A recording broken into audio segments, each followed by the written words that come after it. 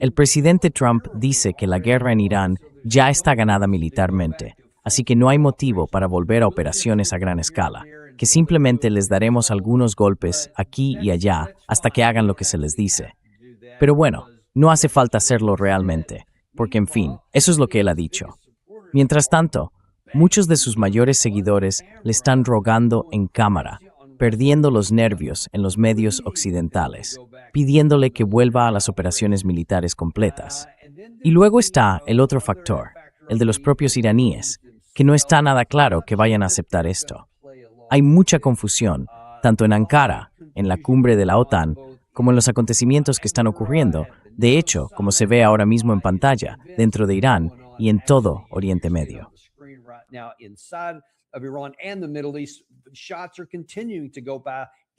Siguen cayendo disparos. Incluso hoy, los ataques continúan. Para ayudarnos a entender un poco todo esto, tenemos con nosotros a alguien que lleva décadas siguiendo muy de cerca lo que ocurre en Oriente Medio. Scott es el fundador de la Scott Horton Academy, dedicada a la política exterior y la libertad, donde ofrece cursos en profundidad junto a sus colegas. De verdad, os recomiendo que echéis un vistazo a algunos de ellos. También es autor de varios libros y el más reciente, si no me equivoco, se titula Provoked, sobre la guerra entre Rusia y Ucrania. Además, presenta el programa The Scott Horton Show, que llevo viendo, diría que desde hace décadas. Llevas mucho tiempo en esto, ¿verdad, Scott?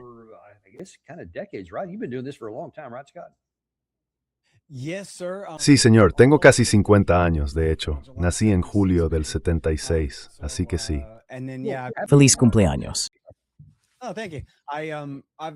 Gracias. Tengo unas 6,200 y pico entrevistas para ti en scotthorton.org. Llevo ya mucho tiempo haciendo esto. La primera vez que te entrevisté fue probablemente hace unos 12 o 14 años, algo así. Y sé que buena parte de tu audiencia es nueva y joven, y que muchos no saben que eres un auténtico héroe estadounidense.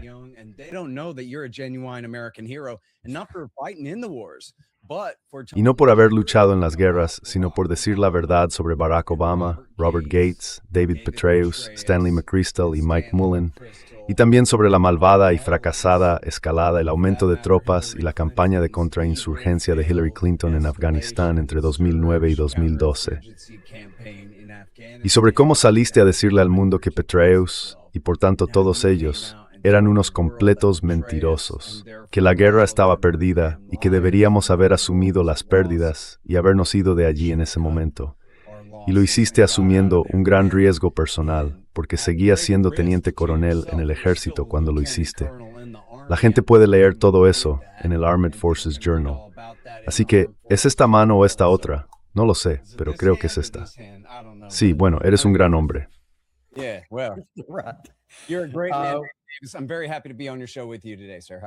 Estoy muy contento de estar hoy en su programa con usted, señor. ¿Cómo está? Bueno, es usted muy amable y para nosotros también es un honor tenerle aquí, porque tiene una trayectoria realmente impresionante. Y una de las cosas que siempre me ha sorprendido de sus libros, de hecho me inspiró mucho, no lo tengo a mano ahora, está en la estantería de allí. Quizá un tercio del libro son referencias, todas las fuentes que ha utilizado. No es simplemente que usted improvise sobre lo que piensa, como hago yo aquí a veces. Usted trabaja con material documentado, con fuentes reales, así que los hechos están perfectamente expuestos.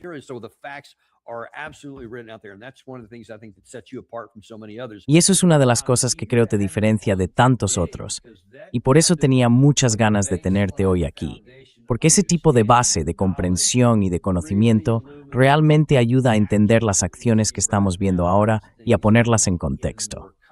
Sí, ahí está, justo eso. Gracias por ponerlo, Gary.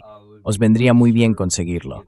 Es una variación de aquella afirmación que solíamos hacer de que la guerra fue no provocada, que fueron los rusos, y Scott acaba de decir que no, que en realidad sí estuvo bastante provocada. Pero mi libro anterior, Fool's Errand, ese título viene de una entrevista que te hice, quizá la primera que te hice, después de que destapases todo el asunto, donde tengo, ya sabes, eso de que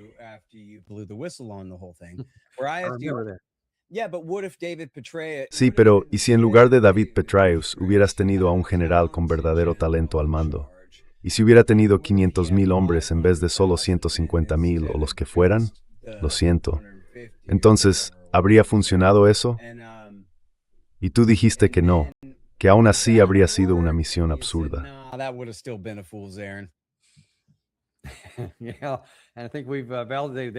Sí, y creo que con el tiempo hemos confirmado eso. Ah, sí, ese también, lo tengo justo ahí en mi estantería. Bien, veamos cuál es la situación actual, porque el presidente Trump ha estado diciendo algunas, bueno, tengo que aclararlo así, cosas bastante extrañas. Y ya sé lo que estás pensando. Espera, todo lo que dices es extraño. No, esto es un nuevo nivel de rareza, algo que dentro de una sola frase llega a ser casi contradictorio. Empecemos por decir que anoche, en el Air Force One, afirmó básicamente que la guerra ya ha terminado, así que no necesita seguir con ella, porque según él, ya hemos ganado. Tenemos muchas formas de ganar, pero ya hemos ganado militarmente. Les queda muy poco, y quieren llegar a un acuerdo desesperadamente. Llamaron hace un rato. Quieren llegar a un acuerdo con muchísimas ganas. El problema es que no sé si son dignos de hacerlo. No sé si van a cumplir el acuerdo. Ese es el problema.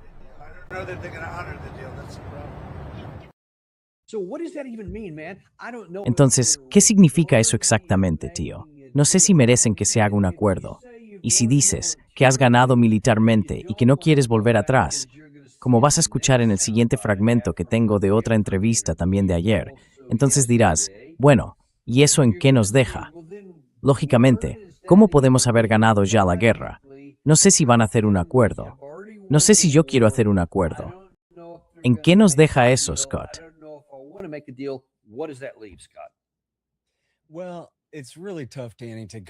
Bueno, es muy difícil, Danny, fiarse de nada de lo que dice Trump, porque como sabes, va dando bandazos todo el tiempo.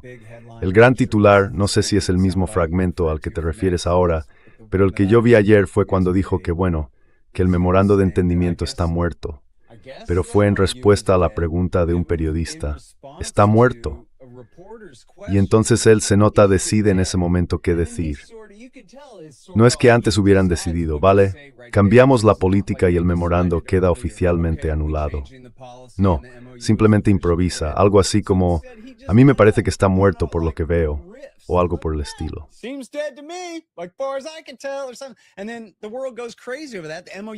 Y entonces el mundo se vuelve loco con eso. El memorando de entendimiento está muerto. La guerra ha vuelto. Pero luego, como has comentado en tu programa, tú lo sabes tan bien o mejor que nadie. Él no tiene opciones militares en Irán. Incluso, fíjate, el Financial Times publicó ese reportaje tan bueno sobre cómo sus lanzadores y sus arsenales de misiles están perfectamente enterrados bajo el granito, igual que sus instalaciones nucleares, y son muy difíciles de destruir. Y, de hecho, no los hemos derrotado, ¿verdad? Pero ellos siempre, Trump sobre todo, siempre sacan la misma medida.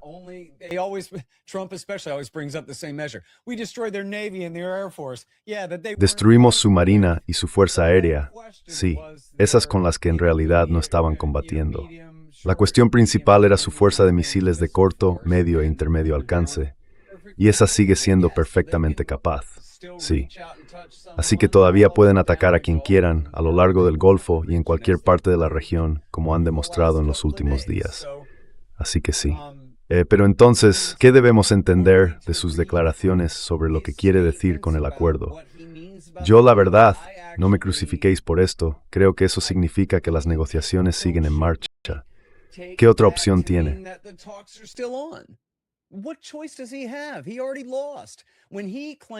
Ya había perdido cuando declaró perdón, cuando anunció un alto el fuego el 8 de abril. Eso fue justo después de decir, voy a borrar su civilización del mapa y todo aquello. Básicamente se había quedado sin objetivos militares importantes sobre los que pudieran hacer algo. Y no había funcionado, ¿verdad? No se puede ganar una guerra desde el aire. El bombardeo estratégico no funciona. Por eso recurrieron a los bombardeos de terror en la Segunda Guerra Mundial. Porque por muchas veces que bombardearan la estación de tren, y aquí pasas, están intentando averiguar cómo volverles a rendirse.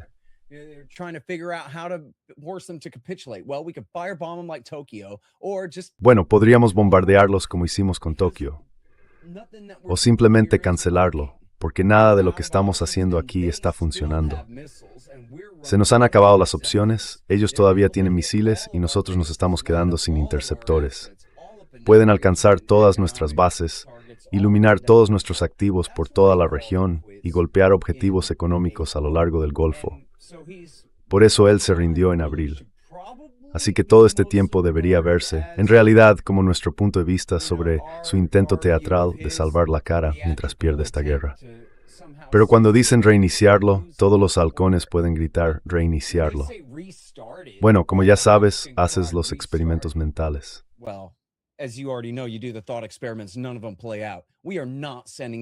Ninguno de esos escenarios va a ocurrir. No vamos a enviar a todo el ejército y al cuerpo de Marines.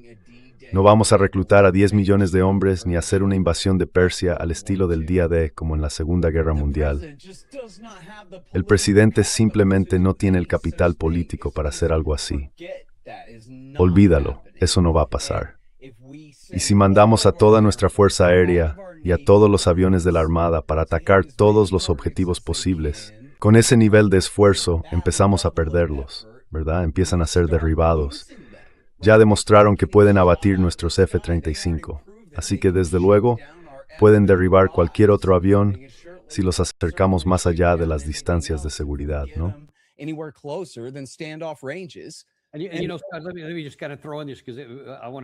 Déjame añadir algo, ya que lo acabas de mencionar. Hay una cosa que quiero plantear, porque ni siquiera lo he dicho en voz alta, ni en mi propio programa.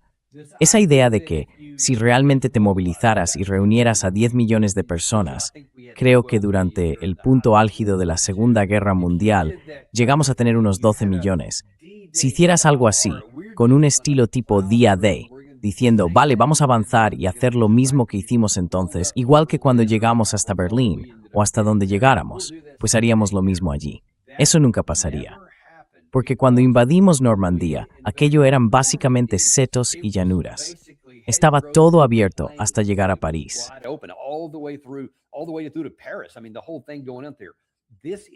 Quiero decir, todo eso ahí arriba, son montañas por todas partes. Sería como intentar entrar en Italia, en la parte de la bota, que fue una de las situaciones más catastróficas, donde más personal se perdió. En 1943, si no me equivoco, cuando empezamos aquella campaña, no, también fue en el 44 cuando empezamos a avanzar hacia el norte, lo único que había eran montañas por todos lados. Nunca habríamos conseguido atravesarlas. ¿Entiendes lo que quiero decir? No importa cuántos millones de hombres tengas, allí quedarían destrozados, porque del lado iraní todas las ventajas las tiene el defensor. Tienes que pasar por esos desfiladeros, y además ellos dominan las alturas en todas partes. Así que, incluso eso, no es realmente una opción.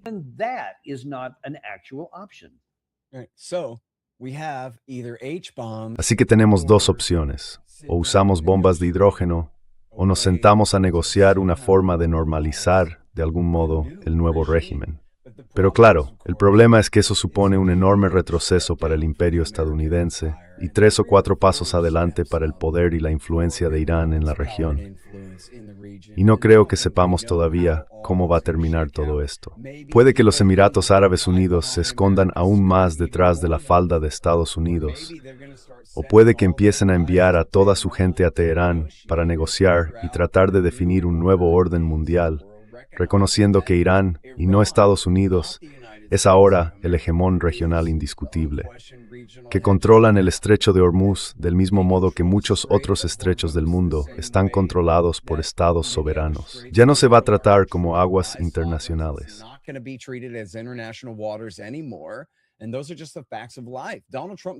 Y esos son simplemente los hechos de la vida. Donald Trump se pilló a sí mismo en su propio farol. Y la verdadera tragedia de todo esto es que no podemos presentar una moción de censura al primer ministro y poner a otro en su lugar. Estamos atrapados con el mismo insensato que hizo esto.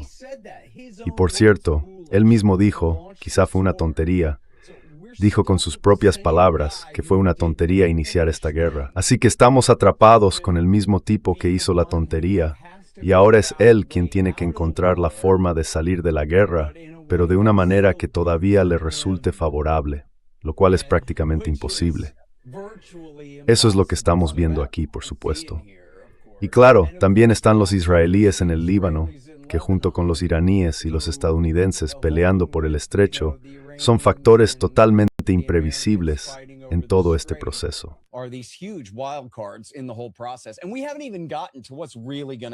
Y ni siquiera hemos llegado a lo que realmente va a pasar con su programa nuclear. ¿Cuánto tiempo van a aceptar, de verdad, una congelación de su programa de enriquecimiento? ¿O una pausa antes de que reconstruyan su planta de conversión y vuelvan, ya sabes, a producir material nuclear para su programa civil y todo eso? Todo eso sigue pendiente de resolver.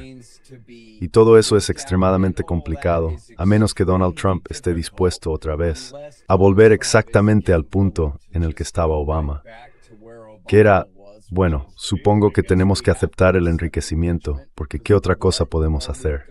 No podemos hacer nada. Así que vale, mientras no fabriquen una bomba pueden tener su programa civil, que es, en realidad, justo donde ya estábamos antes.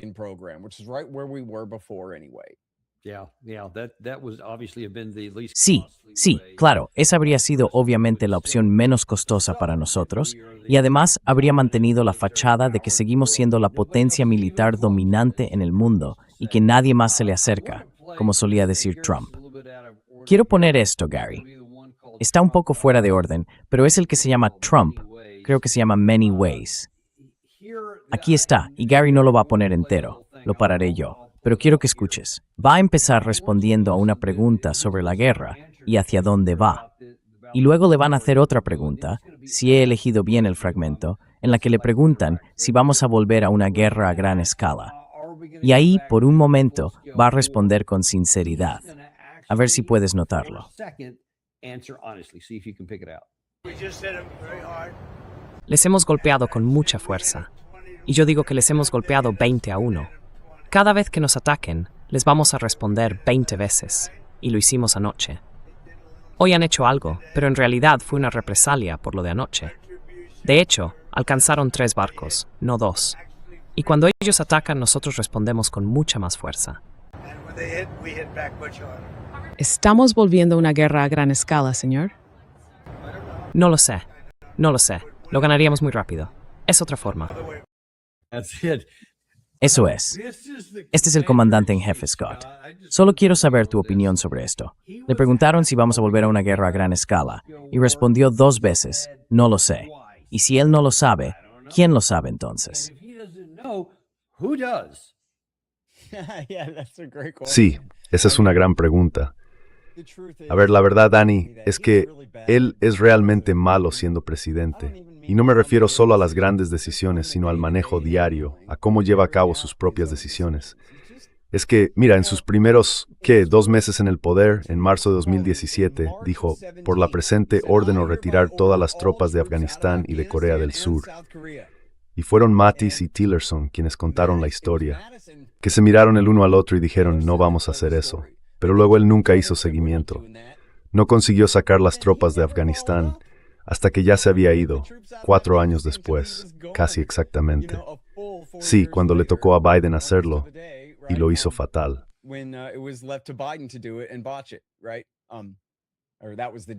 Exacto, o ese era el acuerdo que hizo, irse en mayo. Así que perdón, dije marzo, pero da igual. A principios de 2017 ordenó la retirada de Afganistán y luego se olvidó del tema. ¿Verdad? Como diciendo, bueno, podría hacer esto, o podría irme a jugar al golf, o lo que sea.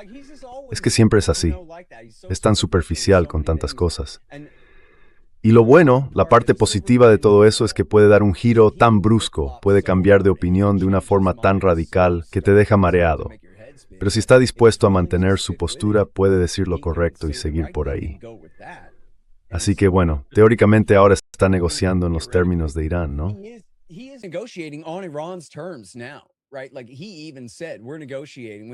Como él mismo dijo, estábamos negociando cuando anunció el alto el fuego. Vamos a negociar sobre su plan para llegar a un acuerdo. Y el memorando de entendimiento es prácticamente todo a su favor. Lo único que tienen que hacer es reabrir el estrecho bajo sus nuevas reglas, y nosotros tenemos que cumplir con todo lo demás que aparece ahí. Y como bromeaba antes, un día exige una rendición incondicional y al siguiente se rinde incondicionalmente. Lo bueno de él es que quizá ni siquiera se da cuenta cuando pierde credibilidad y en realidad le da igual porque piensa que tú tampoco lo notas. Así que hay posibilidades ahí, ¿no? De que simplemente diga, bueno, como un gato que se da de bruces contra la puerta mosquitera.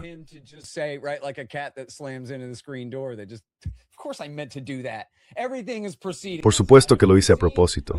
Todo está ocurriendo tal y como lo había previsto. Esto es exactamente lo que quería que pasara, y ahora soy el mejor presidente de la historia. Vaya, pensabais que ya era mejor que George Washington antes, pero mirad esto, todos. Y sí, que lo llamen así, y él podría hacerlo, pero tiene que estar dispuesto a aceptar un par de cosas. Perder prestigio con el nuevo statu quo en el Golfo, y estar dispuesto a decirle a Benjamin Netanyahu que no, y de verdad que tiene que salir del Líbano, porque si no, mi nuevo plan no puede sostenerse. Sí, ahora no parece tener miedo.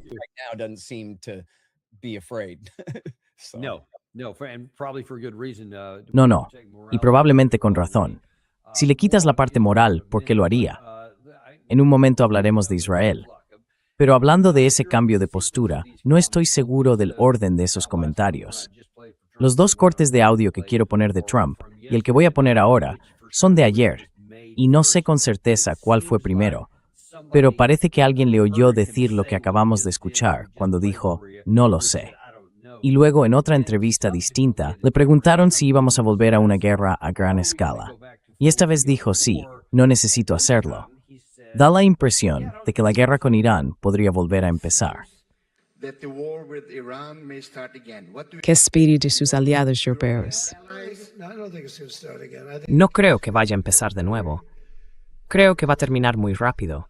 Ellos atacaron un par de barcos y nosotros les respondimos con mucha más fuerza. Cuando ellos golpean, nosotros respondemos 10 veces más fuerte.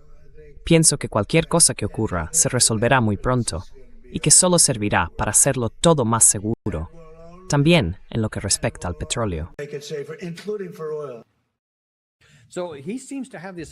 Parece que él tiene esta idea de que, bueno, ahora les estoy respondiendo golpe por golpe, y que si voy 20-1 y les doy por todos lados, entonces no harán nada, o responderán y ya estará todo hecho. Así que piensa que no durará mucho, porque cree que tiene el dominio, el control, o al menos el control sobre cómo se desarrollan las cosas. ¿Crees que eso es una apuesta segura con Irán?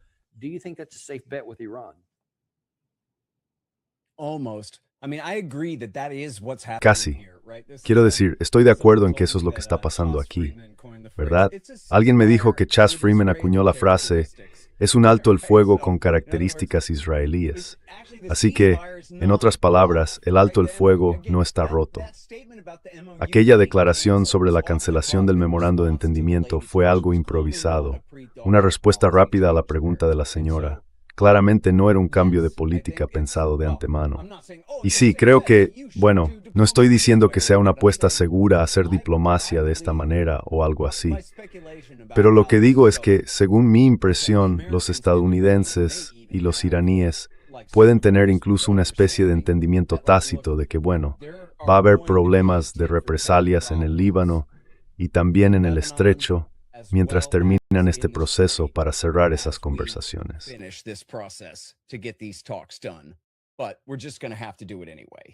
Pero vamos a tener que hacerlo de todos modos. Y bueno, sí, porque Hezbollah va un poco por libre, y Irán tiene que hacer algún esfuerzo por controlarlos.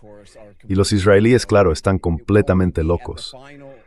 Solo al final de las negociaciones, Trump podrá realmente imponerse y decir, vale, hoy firmamos, así que ahora tenéis que ceder. Así que supongo que se da por hecho que cosas como esta van a pasar mientras tanto. Y de verdad espero que no acabe provocando una guerra abierta, porque una vez más, creo que la realidad es que tampoco tienen opciones militares reales allí. Y por cierto, los iraníes ya han conseguido todo lo que podían conseguir. Su nueva posición estratégica ya está asegurada. A estas alturas, lo único que obtendrían de una guerra sería más destrucción y más muerte.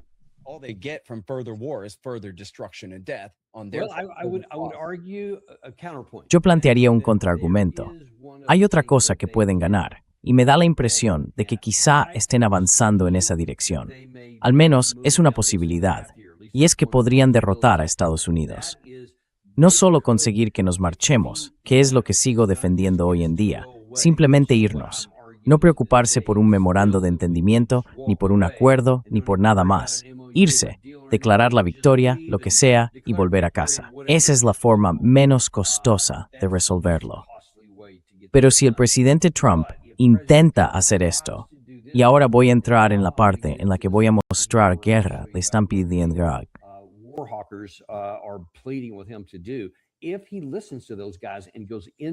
Si escucha a esa gente y decide intentar resolver esto por la vía militar, podríamos ver a Irán reaccionar con más fuerza de la que muestra ahora.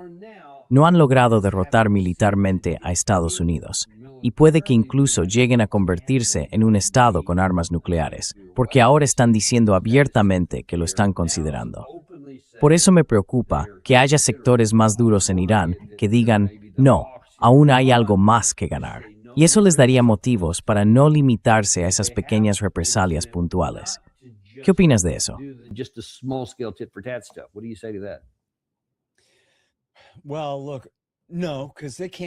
Bueno, mira, no, porque no pueden hundir nuestra armada, ¿verdad? Tenemos, al menos, la pretensión de ser una potencia militar superior. Y contamos con armas de largo alcance que, ya sabes, llegan más lejos que las suyas. Aunque, en realidad, estamos básicamente en un punto muerto en la región, ¿no? No es que ellos puedan venir jamás a los Estados Unidos de América, pero tampoco creo que tengan mucho que ganar estratégicamente si siguen adelante. Y de hecho, en cuanto al tema nuclear, espero que estén escuchando y les aconsejaría que no se lancen ahora a una carrera por conseguir una bomba, porque en realidad eso no va a disuadir a los Estados Unidos.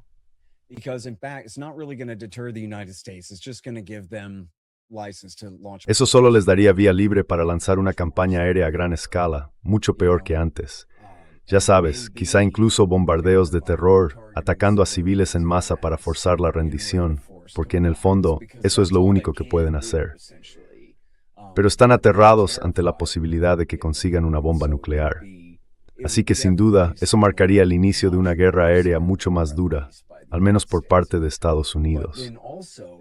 Pero además, si llegaran a conseguir una bomba atómica, como ha señalado Darrell Cooper en nuestro programa Provoked, los jueves por la noche en YouTube y Spotify, si Irán obtuviera un arma nuclear, en realidad se estarían perjudicando a sí mismos, dejando aparte a Estados Unidos y todo ese asunto.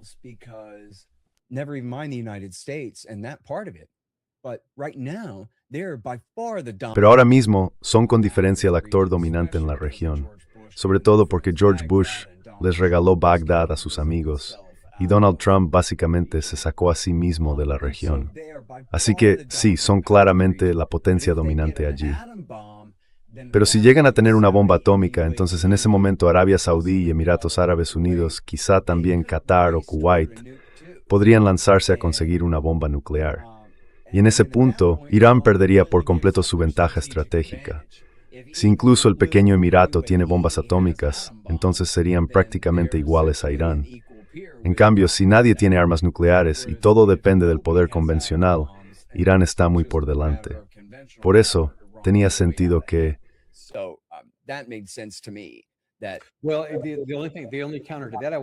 Bueno, la única réplica que se me ocurre es que, en el escenario que acabas de describir, tendrías exactamente la misma situación que ahora. Porque en lugar de que nadie tenga armas nucleares, todo el mundo las tendría. Pero seguirían teniendo la carta decisiva de controlar el estrecho. Y entonces, ¿quién se va a atrever a jugar a la gallina nuclear cuando eso sería un suicidio para todos? Creo que ahí es donde entra la disuasión estratégica, la que tenemos ahora mismo con las potencias nucleares declaradas. Así que al final, esto es solo una discusión entre tú y yo, pero te digo que sé que eso está ocurriendo dentro de Irán y que están analizando todas estas posibilidades. No sé cómo va a terminar.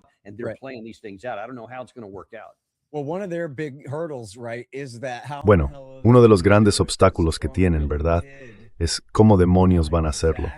porque Trump, aunque no lo borró del mapa exactamente, de facto sí que destruyó su programa nuclear el año pasado. Por eso este año ni siquiera lo han intentado. No les ha hecho falta, porque Natanz y Fordow quedaron prácticamente enterrados vivos, o enterrados ahí abajo.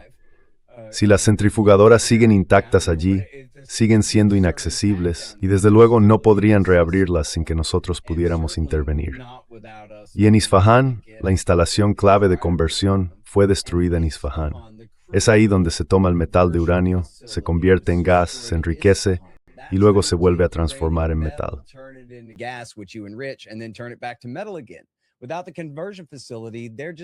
Sin la planta de conversión, están completamente aislados allí, como si estuvieran varados en una isla. Por eso estaban dispuestos a ceder tanto el 27 de febrero, antes de la guerra, Danny.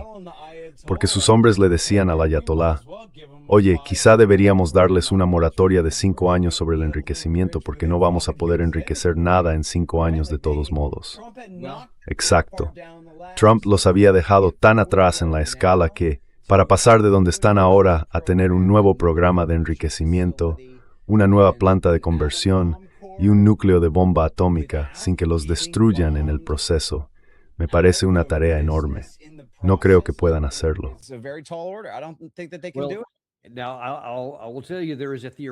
Ahora te diré algo. Hay una alternativa teórica. Eso sería si todo lo que acabas de decir fuera cierto, y si solo eso fuera cierto. Pero el año pasado tuvimos a Ted Postal en el programa y nos enseñó unos planos que había hecho y otras cosas. Dijo, esto es lo que podrían estar haciendo aquí, porque tienen la capacidad para hacerlo. Mientras todo el mundo mira esos 3 lugares que están enterrados bajo los escombros, y todo eso, aquí, donde nadie está mirando, ya no hay inspectores que puedan decir nada.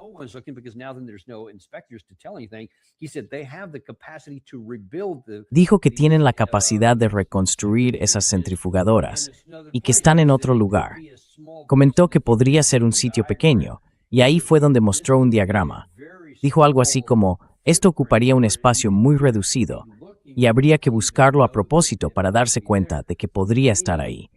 Es decir, que podrían haber tenido y quizá durante todo este tiempo otra instalación. Tu especulación, diría yo, es que sí existe el conocimiento técnico para replicarlo en otro sitio, y simplemente no lo sabemos. Y supongo que eso es parte de lo que descubriremos más adelante.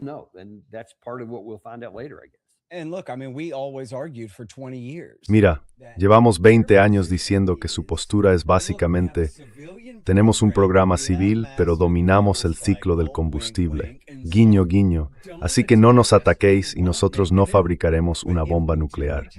Pero si los atacamos, entonces puede que sí, ¿no? Pues bien, ahora los hemos atacado y eso hace mucho más probable que los sectores más duros en el poder tomen las decisiones y digan no, ahora no tenemos otra opción que lanzarnos a fabricar una bomba atómica. Así que, no te equivocas. Y cuando dices todo este tiempo, o no recuerdo tus palabras exactas, pero algo así, te refieres desde junio pasado, desde la guerra del 25, porque teníamos, o casi justo por esas fechas, un régimen de inspección continua que podía seguir verificando que no se desviara material nuclear declarado.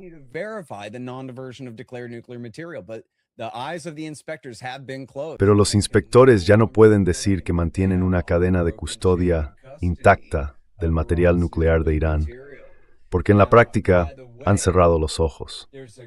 Por cierto, hay un reportaje muy bueno en la revista Time, creo que era Time, estoy un 99% seguro, aunque podría haber sido Newsweek, pero casi seguro que era Time, sobre el proceso de toma de decisiones que llevó al inicio de la guerra. Y contaban que, después de la guerra del 25 de junio, Netanyahu le dijo a Trump, oh no, ahora van a fabricar una bomba nuclear, tío, ahora que los hemos bombardeado. Así que le dijo, tienes que seguir adelante y hacer el cambio de régimen.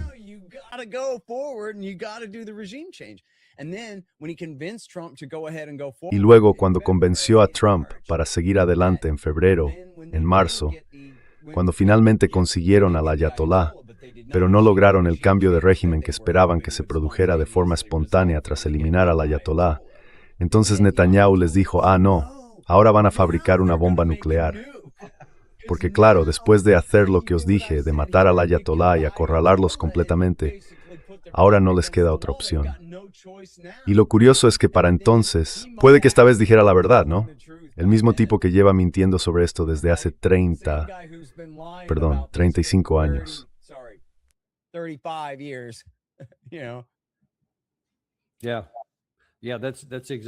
Sí, exactamente. Así es. Y bueno, no lo sabemos. Eso es lo que han hecho los israelíes y probablemente lo sigan haciendo entre bastidores. Déjame enseñarte lo que los halcones de la guerra del lado estadounidense siguen haciendo hoy en día. Empecemos con el hermano Jack Keane, porque va a estar aquí, va a hacer un pequeño repaso de la historia y también alguna que otra omisión. A ver si eres capaz de darte cuenta.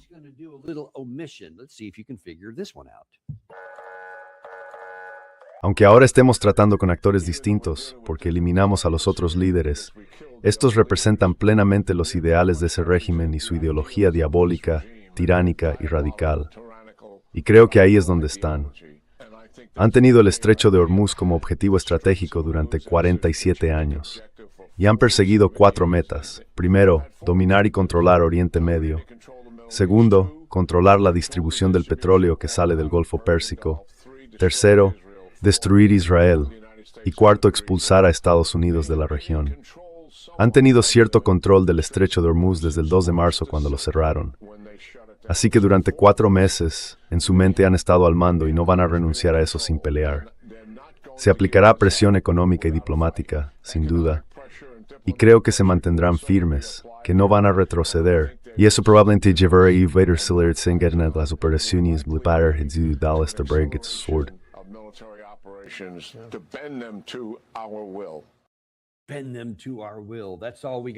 Doblémoslos a nuestra voluntad. Eso es todo lo que tenemos que hacer. Incluso después de todo esto, Él sigue queriendo doblegarlos a nuestra voluntad. Pero déjame empezar por lo primero, y estoy seguro de que ya se te han ocurrido muchas cosas. Vamos a hablar de este régimen diabólico y tiránico. ¿Qué régimen encaja con esa descripción? ¿Quién inició 2 guerras distintas en un plazo de 8 meses? ¿Fue Irán o fue otro país? ¿Tú qué piensas?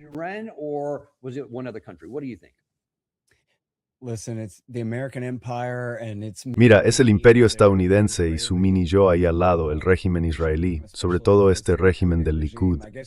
Supongo que se podría discutir quién manda realmente, el perro movido por la pulga, como dice mi amigo Adam Heyman. Y sí, hay mucho de eso, sin duda.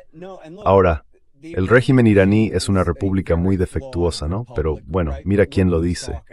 Y en cuanto a la soberanía popular, la verdad es que no creo en eso. Contratos sociales y todo eso. Nadie me ha pedido nunca que firme nada en una línea de puntos. Pero si miras a los millones de personas que salieron a llorar al ayatolá, incluso llevaron su cuerpo a Irak para que la gente lo llorara allí, y luego lo devolvieron a Irán antes del entierro final. Millones y millones de personas saliendo a despedir a ese hombre en un funeral público.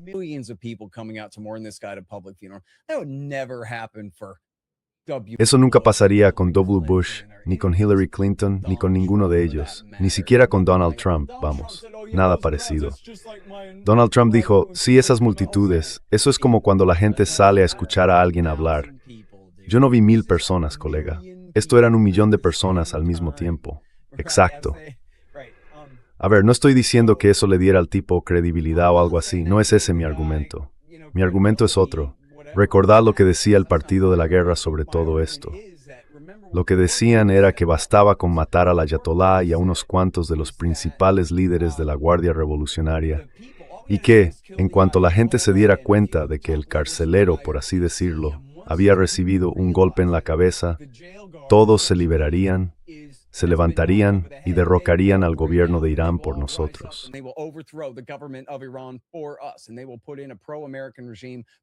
Y pondrían un régimen pro-estadounidense, probablemente dirigido por el nieto del Shah, más conocido como el Hijo, aunque en realidad el Hijo era el personaje principal, el Shah Reza Pahlavi. Y lo lanzarían allí en paracaídas, quizá con la ayuda de la secta de los mujahidines, una secta terrorista comunista, o no sé, algunos comunistas kurdos del Peshak, o algo así. Entrarían y de algún modo instalarían un nuevo régimen, y el pueblo iraní se levantaría para apoyarlo. Incluso Donald Trump dijo, olvidaos de eso, el monarca, el Pahlavi, no es mi tipo, y no vamos a hacer eso.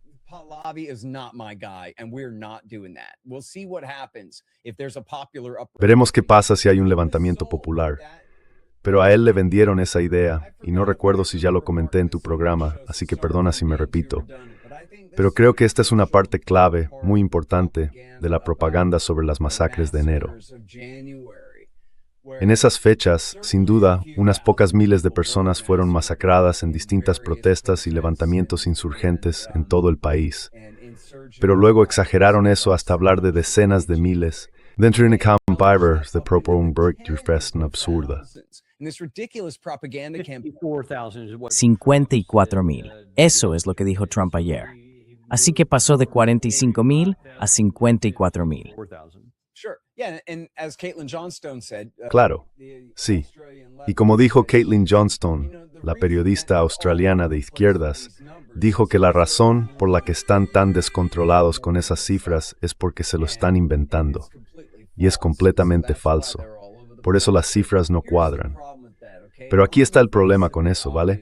A simple vista está claro que lo que intentan es provocarte, hacer que te impliques emocionalmente en ese discurso de alguien tiene que detener a esos hombres malos y deberíamos ser nosotros porque somos los buenos. Y todo ese rollo de siempre. Pero hay una parte realmente insidiosa en todo esto. Y es la implicación que hay detrás de esa supuesta masacre de 45 o 50,000 personas o lo que sea, el número que estén repitiendo.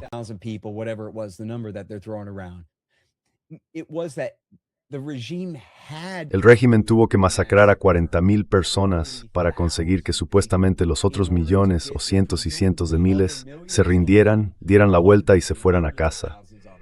Era una revolución popular enorme que estaba ocurriendo entre toda la población del país. Y eso requirió algo absolutamente brutal. O sea, imagina masacrar a 40,000 manifestantes. Vaya, eso sí que era una protesta enorme, ¿no? Quizá algo así sería lo que haría falta para obligar a los millones de personas que están ahora mismo de luto por Jamenei a volver a casa. Millones y millones de personas en la calle. Si masacras a 40,000, los demás probablemente se rindan y se marchen tal vez. Ese es el sentido de esas cifras. Pero eso nunca fue verdad.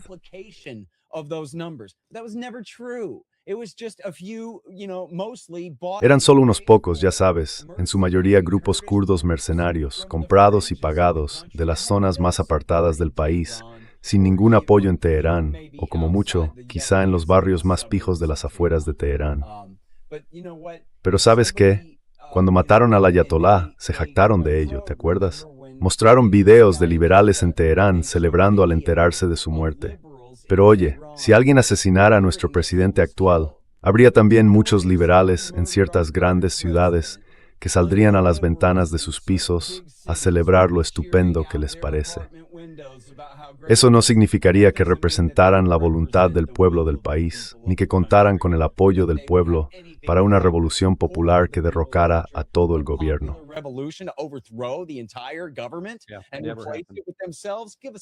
Sí, venga ya, danos un respiro. Estaban mintiendo. Es una completa estupidez. Lo que intentaban hacer se parecía mucho más al golpe de Estado de 1953 que a la revolución del 79. Y por cierto, fue una decisión deliberada de Jimmy Carter, siguiendo el consejo del Consejo de Seguridad Nacional y de la CIA, enviar al ayatolá Khomeini, el original, de vuelta a casa desde París, en Francia, para heredar la revolución en 1979. Porque el Departamento de Estado y la CIA decían, Daniel Davis, Khomeini, conocemos a este tipo, nos ayudó a derrocar a Mossadegh en 1953. Formaba parte de un grupo de clérigos religiosos que agitaban contra Mossadegh. Podemos trabajar con él. Así que todo esto es como si se estuvieran mordiendo la cola ellos mismos. Y lleva ocurriendo toda mi vida.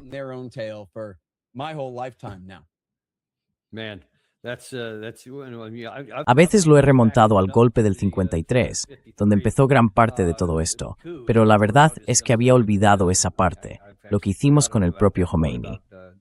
Volviendo al presente, mentir es una cosa. Puedes mentir para intentar que algo salga como tú quieres, porque crees que puede acabar bien. Pero esto me cuesta un poco más entenderlo.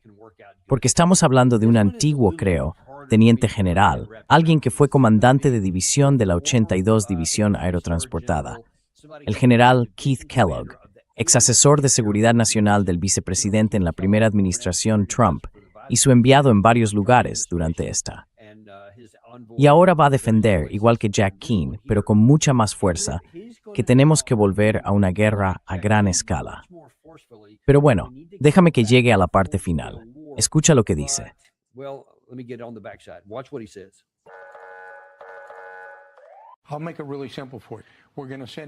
Te lo voy a poner muy sencillo. Vamos a enviar esto a la OEA para conseguir el uranio enriquecido, si podemos acceder a él con asesores estadounidenses. Y por cierto, no vais a imponer ninguna restricción. Iremos donde queramos ir. Segundo, vamos a abrir el estrecho de Hormuz, y lo haremos por la vía militar. Si hunden un petrolero, confiscaremos sus activos, los haremos líquidos y repondremos los activos que hayáis perdido. Y tercero, les diremos a los iraníes, basta ya con las provocaciones a los vecinos.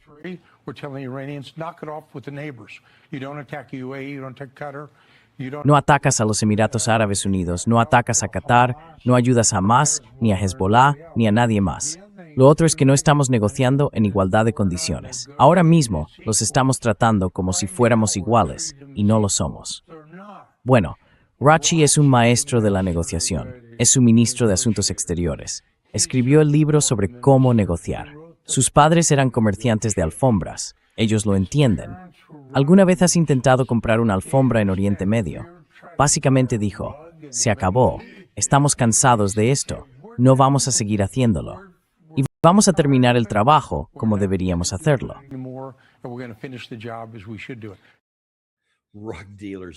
Comerciantes de alfombras. Eso es a donde quiere llegar con eso. Mira, ¿por qué discutir?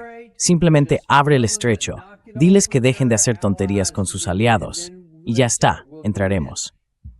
El presidente Trump, y esto me deja alucinado, en realidad escucha a este tipo.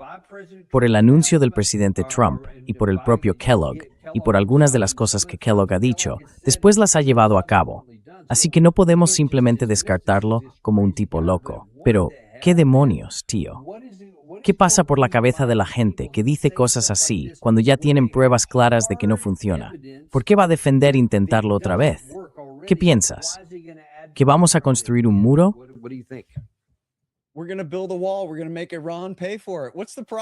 Vamos a hacer que Irán pague por ello. ¿Cuál es el problema, hombre? Todo el mundo. Estados Unidos ha encontrado al parecer una lámpara mágica y podemos pedir deseos y el genio los hace realidad. Sí. Estás olvidando nuestra gran ventaja estratégica ahí con la magia, Danny. No, de hecho me acuerdo del coronel McGregor, tu colega, y de lo que opina de Keith Kellogg. No muy inteligente. Sí, exacto. No parece muy inteligente. Y sinceramente, cualquiera que lo vea debería darse cuenta de que solo está echando humo. No podemos hacer ninguna de esas cosas. Si pudiéramos, ya lo habríamos hecho. Eso era todo. Ya sabes, forzar la apertura del estrecho. Supongo que tú y yo estamos saltándonos una parte porque para nosotros es algo obvio, pero quizá deberíamos dejarlo más claro.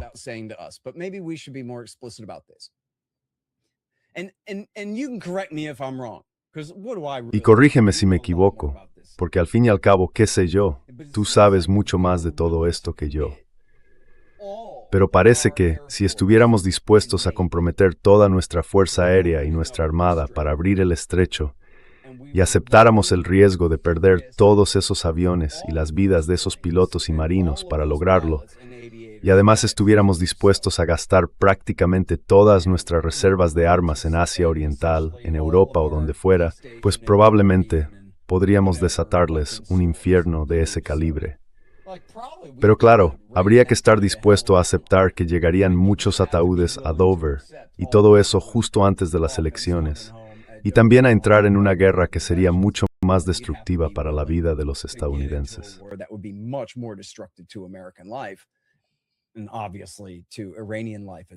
Y obviamente también para la vida iraní, para lograr eso. Pero creo que eso es lo que está diciendo Keith Kellogg, ¿no? Que no hay un precio en vidas de militares que sea demasiado alto, que él no esté dispuesto a pagar. Así que, cueste lo que cueste, Danny, tenemos que alcanzar esos objetivos. Y el problema de Donald Trump, supongo, es que es tan blando que solo estuvo dispuesto a llegar hasta cierto punto, pero se echó atrás después de que murieran solo 13 hombres, cuando debería estar dispuesto a llegar al menos a 13,000 o quizá a 130,000 para hacer lo que haga falta y lograr sus metas. Y por cierto, como me desvié con mi discurso sobre historia antigua y todo eso, como diría Jimmy Carter, no llegué a criticar a Jack Keane. Jack Keane es el padre de David Petraeus. Jack Keane fue quien dijo que teníamos que intensificar la guerra de Irak en 2007. ¿Para qué? ¿Con qué objetivo? Para que David Petraeus pudiera integrar la Brigada Badr del Consejo Supremo Islámico en el ejército iraquí, para que consolidáramos la victoria de Irán en la Segunda Guerra de Irak. Ese es Jack Keane. Él, el gordo de cuello ancho Fred Kagan, David Petraeus y Dick Cheney. Ellos son los principales responsables de que cuando Donald Rumsfeld quiso dimitir en 2006 dijeran no, vamos a redoblar la apuesta. El Ayatollah Khamenei y Sistani aún no han terminado de ganar. Así que el general Jack Keane no es más que el chico de los recados de Sistani.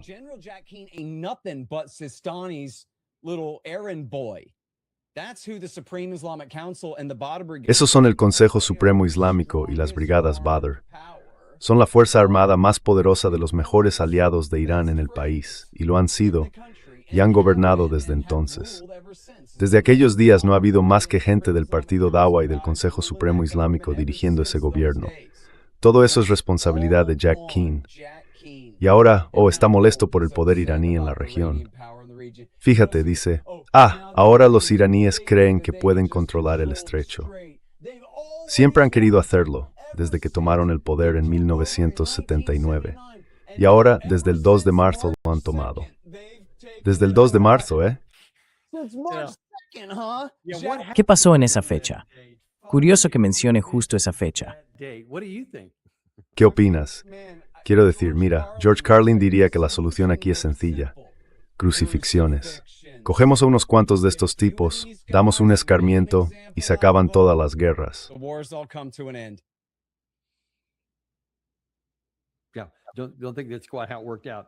No creo que las cosas salieran exactamente así.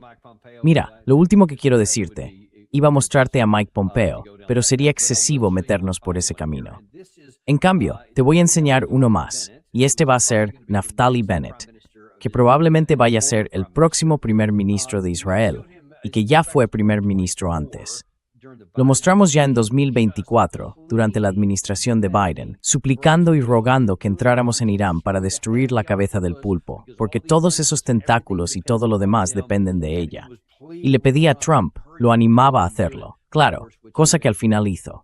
Ahora bien, aquí le hacen una pregunta bastante difícil. ¿Por qué? ¿Va a funcionar esto ahora? Fíjate bien, sobre todo en comparación, su lenguaje corporal muestra mucha menos seguridad. Y en lugar de hablar de ir a por la cabeza del pulpo, ahora estamos hablando de tener paciencia.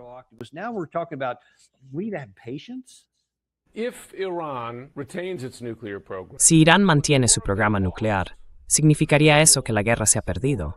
El objetivo principal de esta guerra es desmantelar el programa nuclear de Irán. Así que, obviamente, hay que cumplir ese objetivo. Tenemos que ser pacientes con esto. El régimen iraní tiene paciencia, y nosotros debemos mostrar paciencia estratégica y presionarlos sin levantar las sanciones financieras, que son muy dañinas cuando están en vigor. Entiendo que ellos solo están ganando tiempo, esperando a que ocurra algo. Por eso tenemos que mantenernos firmes, porque un Irán nuclear no sería solo una pesadilla para Israel, sino para todo Oriente Medio, y de hecho, para el mundo entero.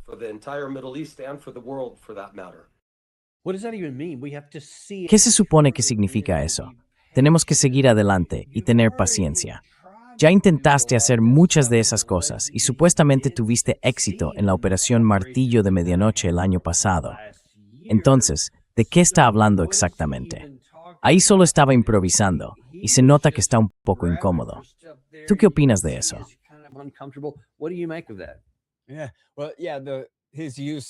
Sí, bueno, sí. Su uso del tú coloquial, refiriéndose a sí mismo como cuando la gente a veces habla en segunda persona, o refiriéndose al ejército israelí, o queriendo decir, vosotros los americanos tenéis que hacer esto por mí. Y por cierto, que no quede sin decirse, y lo digo en serio de verdad, si hay un fallo en mi razonamiento, dímelo. Pero esto es absolutamente crucial, ¿vale? Naftali Bennett provocó el 11 de septiembre, porque en 1996, Naftali Bennett ordenó una artillería de un refugio de ellos de cientos de mujeres y niños.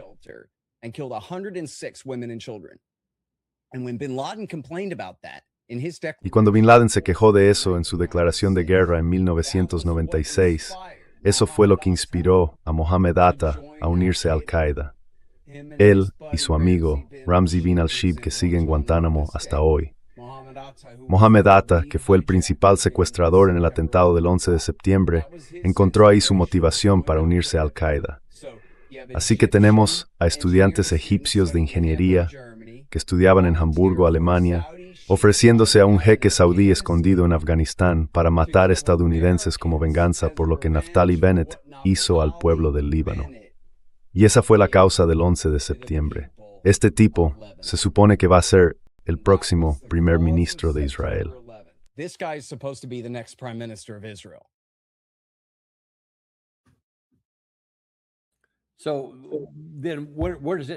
Entonces, ¿qué te dice eso sobre dónde está Israel ahora? Porque quiero decir, eran los mayores entusiastas. Sí, sigamos adelante, más y más. Pero lo intentamos. Lo hicimos a su manera. Y ahora, como hemos estado comentando durante todo este programa, no hay una solución militar. Lo mejor que podemos hacer es salir de ahí e intentar no empeorarlo. Y el propio Trump parece muy reacio, lo cual sorprende, a escuchar a todos esos halcones y decir, sí, sigamos. ¿A dónde va a parar sword?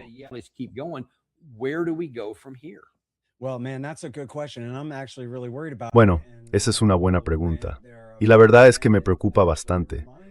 Todo ese discurso que hice sobre Bennett me recuerda, como tú bien sabes, que nuestro problema con el terrorismo yihadista, tanto en este siglo como en los años 90, ha sido siempre con los seguidores de Bin Laden. Son salafistas, wahabíes, yihadistas suníes del extremo más radical, y seguían a Bin Laden, que en realidad no tenía ningún rango religioso. Solo tenía credibilidad en la calle porque fue herido en combate y era un chico rico que dormía en el suelo de una cueva con sus hombres y todo eso. Así que le tenían respeto y hacían lo que él decía porque tenía una buena idea, tenía algo de dinero, y pensaron, vamos a unirnos todos para atacar primero a los estadounidenses y lo que venga después.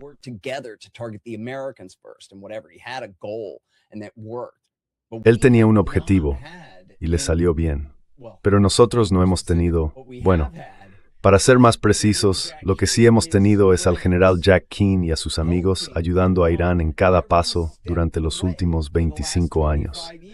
Les ayudaron a ganar la guerra de Irak, empujaron a Assad a sus brazos durante 15 años antes de que finalmente lo derrocaran, y contribuyeron a crear las condiciones para que sus amigos, los hutíes, tomaran el poder en Yemen. Así que no han tenido ningún motivo para lanzarse a una yihad total contra nosotros en todo este tiempo. George W. Bush, Barack Obama y los demás han estado haciendo el trabajo sucio del ayatolá todo este tiempo, intentando fastidiarles, pero fracasando estrepitosamente en el intento.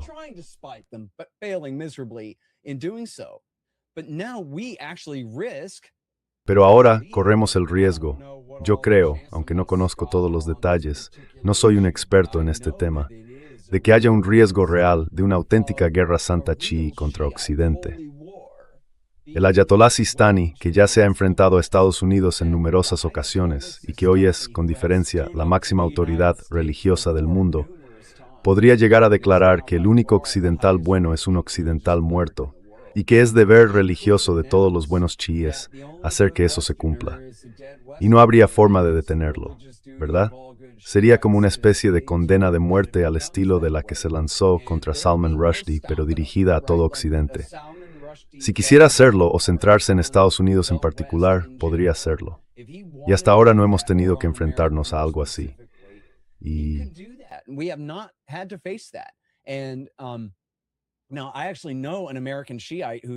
conozco a un chií estadounidense cuya familia luchó en el levantamiento chií, un iraquí cuya familia participó en el levantamiento chií del 91. Y le conocí y le pregunté, bueno, ¿qué harías si Sistani declarara una guerra santa por lo que está pasando aquí? Y me dijo, bueno, volvería a Irak y lucharía allí, pero estaría absolutamente obligado por deber a luchar. Vaya.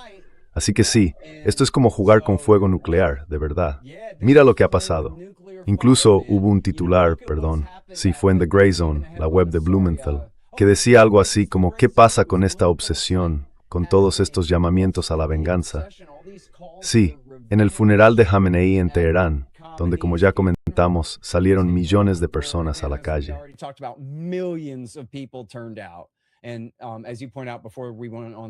Y como señalabas antes de empezar el programa, millones de personas salieron a las calles cuando llevaron su cuerpo a Nayaf, en el sur de Irak.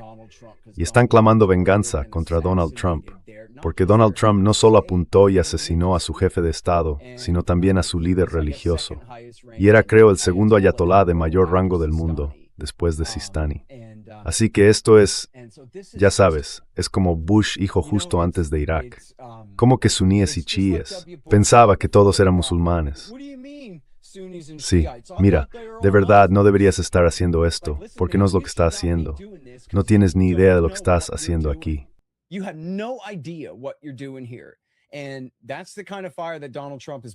ese es el tipo de fuego con el que Donald Trump también ha estado jugando esta guerra. Y desde luego yo no estoy intentando fomentarlo.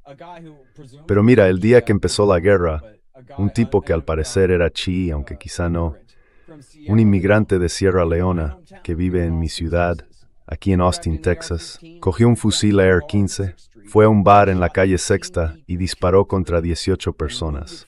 Mató a 3 e hirió a 15 más. Es casi un milagro que no matara a más, teniendo un rifle.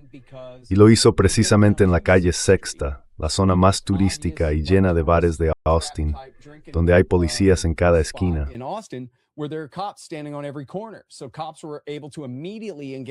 Los agentes pudieron enfrentarse a él de inmediato y lo abatieron.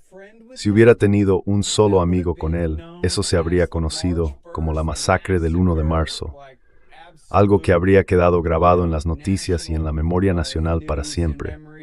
Podría haber sido así de grave, y fue una reacción directa e inmediata a esta guerra. El tipo se puso una camiseta con la bandera de Irán y una foto de Qasem Soleimani, y bajó al centro y mató a 3 personas en mi ciudad, Danny. Enseguida, justo al momento, la primera consecuencia directa de esta guerra. Así que podríamos estar enfrentándonos a algo mucho peor que eso. Y la solución más sencilla es dejar de intervenir. Estados Unidos no debería ser un imperio, nunca lo fue, ni debería serlo.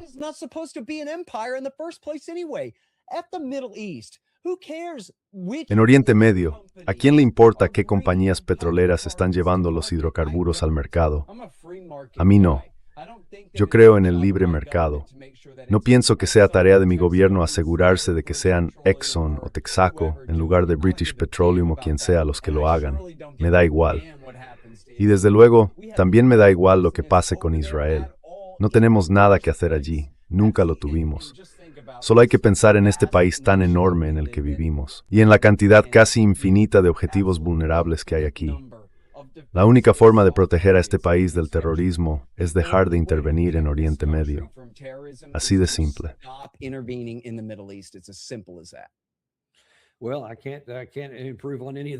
Bueno, no puedo mejorar nada de eso. Y eso nos lleva a los Jack Keane, los Kellogg, los Mike Pompeo y todos los demás, que dicen que tenemos que ser dominantes, que tenemos que ser la nación indispensable, como algunos en la izquierda también quieren decir. En fin, todo forma parte de la misma enfermedad, y eso tiene que cambiar por nuestra propia seguridad nacional. Y te agradezco mucho que hayas aportado tanto sobre ese tema. Gracias, de verdad. Y también os lo agradecemos a vosotros. Por cierto, estamos intentando dejarlo todo preparado. Tenemos en primer lugar el programa de Scott. Entrad en scotthorton.org y podréis ver The Scott Horton Show. Y además, estoy seguro de que ahí mismo hay un enlace a tu escuela de política exterior, que por cierto, recomendamos a la gente que visite. De hecho, si usas el código promocional Summertime, te ahorras un 20%. Ahí lo tienes. Un 20% no está nada mal. Eso está muy bien. Así que venga, mete el código promocional. Muchas gracias, amigos. Y además estamos intentando organizar algunas cosas. Hablando del último día del funeral del líder supremo asesinado, Soleimani Ahmed, a quien quizá hayáis visto varias veces en su programa, estamos intentando traerlo al nuestro, porque está allí, sobre el terreno, y tiene observaciones directas, impresionantes, sobre lo que está ocurriendo y lo que podría pasar después. Vamos a intentar prepararlo. Será sobre la 1:15 de hoy, así que en unos 20 minutos, en el programa Deep Dive de Daniel Davis. Nos vemos entonces. Gracias, amigos. Ya sabéis que no tenemos patrocinadores porque no nos gusta bombardearos con anuncios. A mí no me gustan. Así que demostrad un poco de apoyo. Suscribíos, dadle, mousta, y convertidme en un Power. And send this to somebody you care about.